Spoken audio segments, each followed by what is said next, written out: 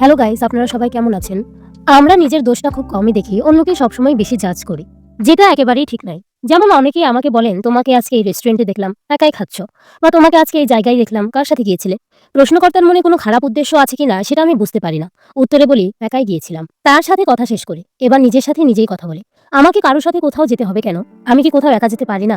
মানুষেরা একটা মেয়েকে একা দেখার পরই কেন এই চিন্তা করে মেয়েটি একা কিনা? মেয়েদের কি নিরাপত্তার অভাব? নিজেকে জবাব দেই, না। নিরাপত্তা 100% না থাকলেও তা 50%-এর নিচে নয়।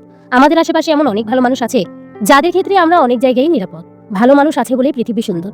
নিজের সাথে গল্প শুরু হয়, অনেকক্ষণ ধরে গল্প হয়। আমি ঘুরতে পছন্দ করি, এমন একজন মানুষ হলো আমার মা।